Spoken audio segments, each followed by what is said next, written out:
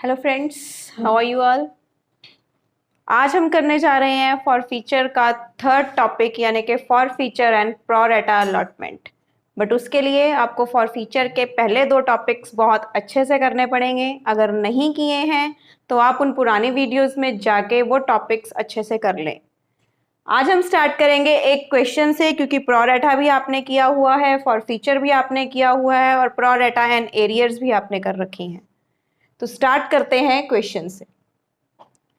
Company issued 1 lakh equity shares for rupees 10 each at rupees 1 premium payable 3 on application, 2 on allotment plus premium, first call rupees 3 and balance on final call. Applications were received for 1,60,000 shares and allotment was made as under: 90,000 applicants to be allotted 40,000 shares, 50,000 applicants to be allotted 40,000 shares and 20,000 को मिली full. यह है category 1, 2 and 3। अब यहाँ पे क्या हुआ कि मुझे एप्लीकेशंस आ गई जो 1,60,000 की, उसकी एप्लीकेशन मनी हमने रिसीव कर ली। हमारी पहली basic entry bank account debit to equity share application account, जो कि अमाउंट होगी 1,60,000 मल्टीप्लाई बाय 3 जो है 4,80,000। अब ये अमाउंट सारी की सारी एप्लीकेशन में एब्जॉर्ब नहीं हो सकती, क्योंकि यहाँ पे एप्लीकेशंस जो हैं वो एक्सेस हैं। तो एक्सेस मनी एडजस्ट करनी है अलॉटमेंट में और कॉल्स में। अलॉटमेंट में अमाउंट कितनी जाएगी? फर्स्ट कैटेगरी में जो अमाउंट एक्सेस है वो है 50,000 शेयर्स की। 50,000 मल्टीप्लाई बाय 3, 1,50,000 यहाँ पे एक्सेस आया है। और फर्स्ट कैटेगरी की अलॉटमेंट है 40,000 मल्टीप्लाई बाय 3 यानी कि 1,20,000। तो 1,20,000 फर्स्ट कैटेगरी का चला गया अलॉटमेंट में और रिमेनिंग 30,000 चला गया फर्स्ट कॉल में यानी कि कॉल्स इन एडवांस में। उसी तरह सेकंड कैटेगरी के साथ चलते हैं। 50,000 को मिले 40,000 शेयर्स। टोटल एप्लीकेशन मनी जो थी उसमें से कुछ मुझे एक्सेस आ गया है। एप्लीकेशन मनी आई थी 1,50,000 की, जिसमें से 40 इंटू 3 यानी कि 120 तो एब्जॉर्ब हो गया एप्लीकेशन में और रिमेनिंग बचा कितना? 30,000। 30,000 चला गया हमारा अलॉटमेंट में। इस कैटेगरी में अलॉटमेंट भी कंप्लीटली नहीं आई है, तो फर्स्ट कॉल में कुछ भी नहीं जाएगा, यानी कि जो भी एक्सेस था वो सिर्फ अलॉटमेंट में ही रह जाएगा। इक्विटी शेयर एप्लीकेशन को डेबिट किया 480 से, कैपिटल में चले गए 1 lakh multiply by 3 lakh rupees. Equity share allotment में टोटल अमाउंट गई 1,20,000 प्लस 30,000, 1,50,000 और 30,000 चले गए कॉल्स इन एडवांस में। अब इसके बाद वेरी नेक्स्ट एंट्री है हमारी अलॉटमेंट की। तो अलॉटमेंट ड्यू हुई equity share allotment account debit 3 lakh to share capital 2 lakh and to security premium reserve account जो कि है 1 लाख रुपीज। अब करनी है अलॉटमेंट रिसीव, बट अलॉटमेंट पे है एक डिफॉल्टर। डिफॉल्टर कौन है? ऋषभ। ऋषभ जिसने 1500 शेयर्स के लिए अप्लाई किया था और बिलोंग करता था सेकंड कैटेगरी को। तो सेकंड कैटेगरी के अकॉर्डिंग अलॉटमेंट कैसे हुई थी? 50,000 को मिले थे 40,000 शेयर्स। तो ऋषभ को कितने शेयर्स अलॉट हुए होंगे? 40,000 डिवाइडेड बाय 50,000 मल्टीप्लाई बाय 1500 जो कि आ गया मेरा 1200 शेयर्स। पुराना टॉपिक है, आई होप क्लियर हो गया होगा। और एक मेरी एप्लीकेंट थी सुधा, जिसने अप्लाई किया था 1800 शेयर्स के लिए, बिलोंग करती थी कैटेगरी 1 को। तो सुधा ने 1800 अप्लाई किए थे, कैटेगरी 1 के अकॉर्डिंग 90 वालों को अलॉट हुए हैं 40। तो सुधा को कितने अलॉट हुए होंगे? 40,000 डिवाइडेड बाय 90,000 मल्टीप्लाई बाय 1800 जो कि आएगा 800 शेयर्स। अब पहले क्या करते हैं, हम सारे डिफॉल्टर्स की अमाउंट एक बार कैलकुलेट कर लेंगे, उसके बाद पोस्टिंग करने में बहुत आसानी हो जाएगी। तो यहाँ पे क्या हुआ कि सुधा ने जो 1800 शेयर्स के लिए अप्लाई किया था, और सुधा बिलोंग करती थी कैटेगरी 1 को। कैटेगरी 1 में आपने देखा है कि अलॉटमेंट भी कंप्लीट आ गई है, उसके बाद अमाउंट जो एडजस्ट हुई है वो कॉल्स इन एडवांस तक एडजस्ट हुई है। क्वेश्चन कहता है कि ऋषभ ने अलॉटमेंट और कॉल्स दोनों नहीं दिए, जबकि सुधा ने सिर्फ कॉल्स नहीं दी। तो ऋषभ ने अलॉटमेंट कितनी नहीं दी, पहले ऋषभ से स्टार्ट होते हैं। ऋषभ ने अप्लाई किए 1500 शेयर्स, रिसीव हुए 1200 शेयर्स, यानी कि 300 शेयर्स की मनी उसे एक्सेस में आई, जो कि है 300 मल्टीप्लाई बाय 3, 900 रुपीज।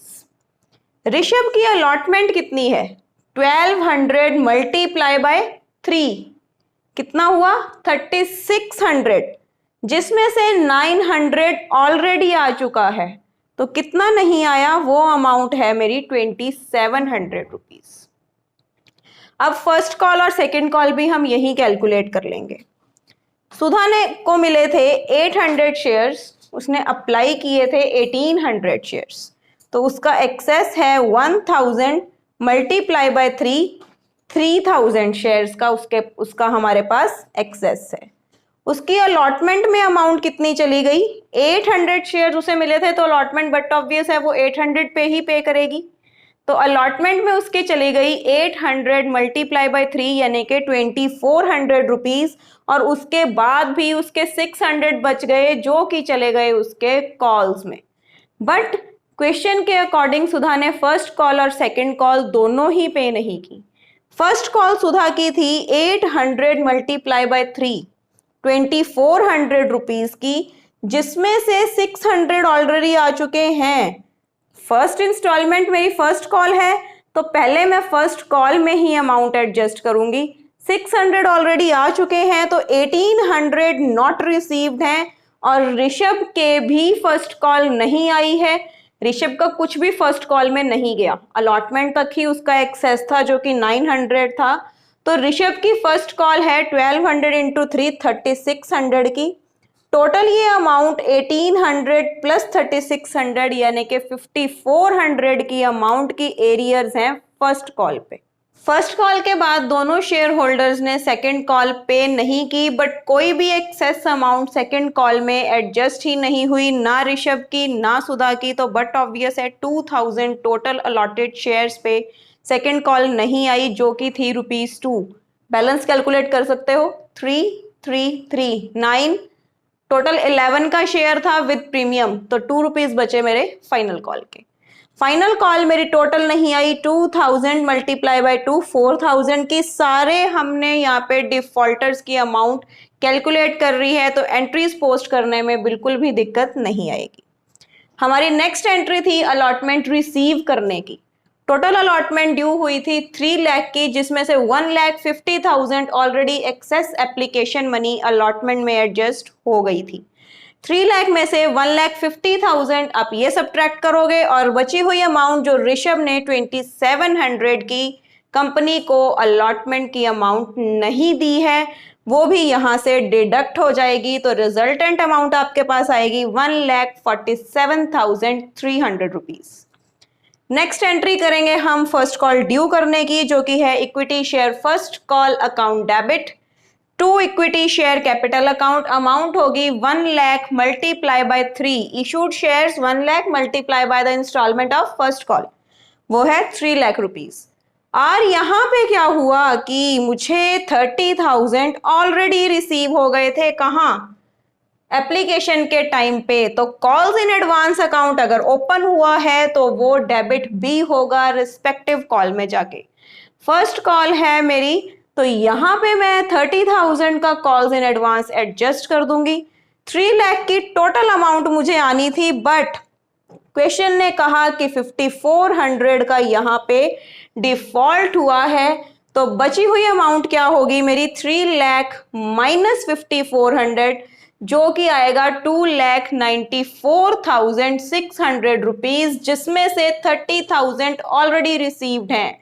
तो बैंक रिसीव करेगा 2,64,600 रुपीज। नेक्स्ट हम ड्यू करेंगे हमारी फाइनल कॉल, जो कि एंट्री है equity share final call account debit to equity share capital account.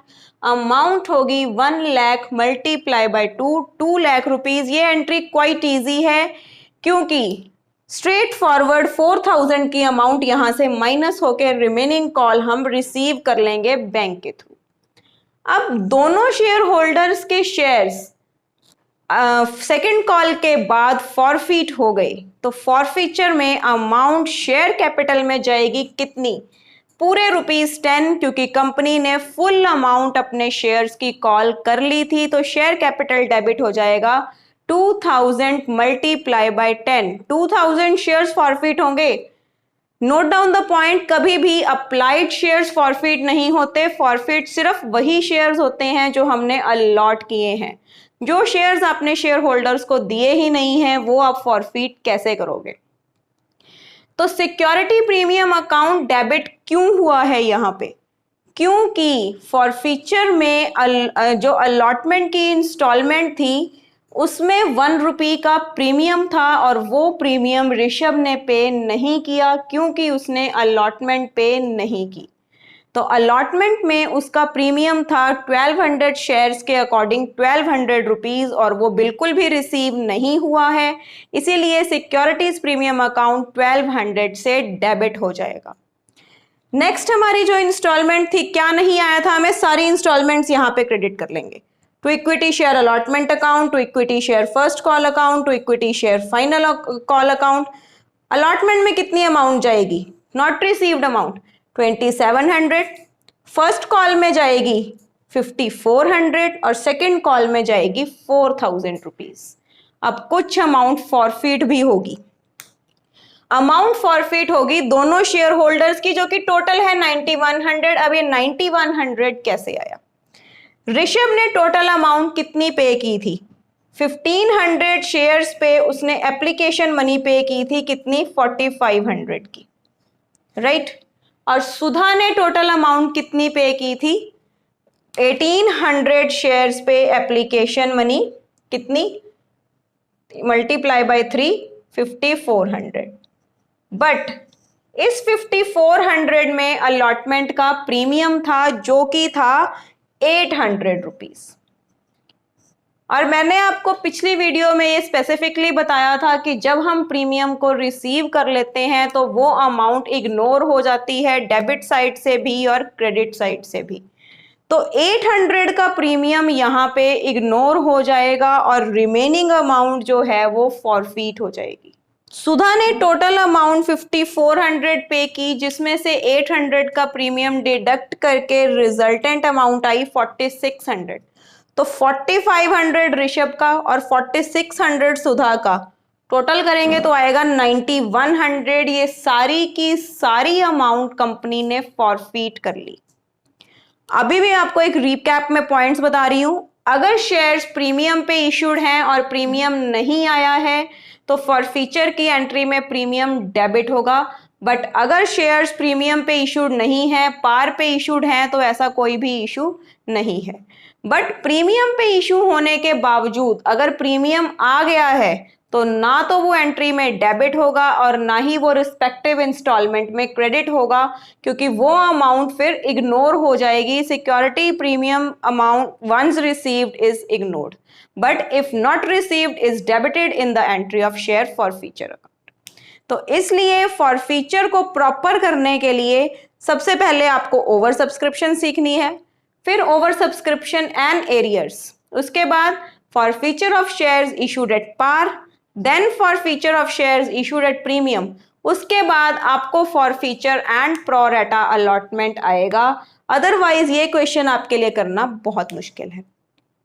Forfeiture के बाद कंपनी क्या करती है, जितने भी शेयर्स फॉरफिटेड होते हैं उनको वो वापस से री इशू कर देती है।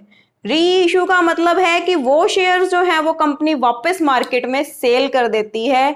अब ये री इशू क्या है, कौन सी कंडीशंस पे होता है, इसके लिए मेरे साथ बने रहिए मेरी नेक्स्ट वीडियो तक।